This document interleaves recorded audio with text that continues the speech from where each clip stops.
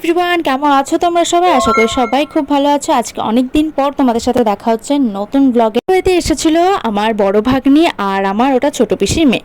তো তোমরা যারা আমার আগের মিনি ব্লগগুলো দেখেছো তারা তো জানবেই যে এটা আমার বড় ভাগ্নে ছিল। আগের একটা ফানি ভিডিও ছিল, ওটাতে দেখো তোমরা গিয়ে। ওরা কিসের জন্য রেডি হচ্ছে বলো তো? আমরা বাজারে যাবো, আর আমি আগেই বলেছি টিউশন পড়াতে গেছিলাম, ওদের আগেই বলেছি রেডি হয়ে থাকতো, তো ওরা রেডি হয়েছিল। তারপর চলে এলাম বাজারে।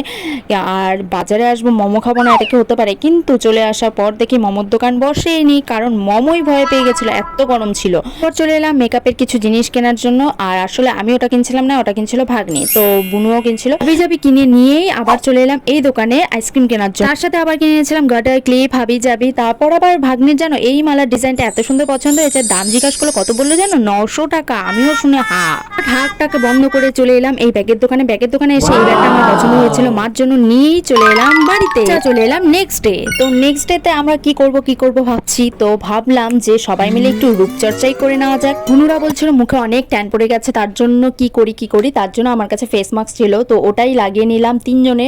দেখো কি ভূত সেজেছি। কোন ভূতটাকে বেশি পছন্দ হলো তোমাদের কমেন্ট করে জানিও কিন্তু। এরপর আমরা দিদিদের বাড়িতে তিনজনে মিলে চলে গেলাম সন্ধ্যার দিকে। তো সন্ধ্যার দিকে আসার সময় আমরা আবার আইসক্রিম নিয়ে এসেছিলাম।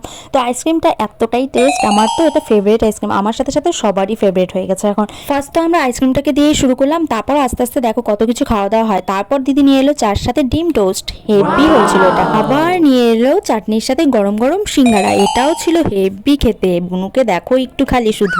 দাঁড়াও এখনো বাকি আছে আরো। এই তো চলে এলো মেন খাবার। আমার কাছে তো দিদির হাতে এটা সব থেকে বেস্ট রান্না, পোলাও মাংস, হেভি টেস্ট হয়েছিল, দেখেই মনে হচ্ছে জিভে জল চলে আসছে আবার। তারপর খাওয়া দাওয়া করে আমরা একটু রিলস ভিডিও করে নিলাম, শর্টসে তোমরা দেখতেই পারবে। এবার আমরা হাঁটি পা করতে করতে রওনা দিয়ে দিলাম বাড়ির উদ্দেশ্যে, গান শুনতে শুনতে আর হল্লাচিল্লা করতে করতেই চলে এলাম বাড়িতে। তো আজকের জন্য বাই।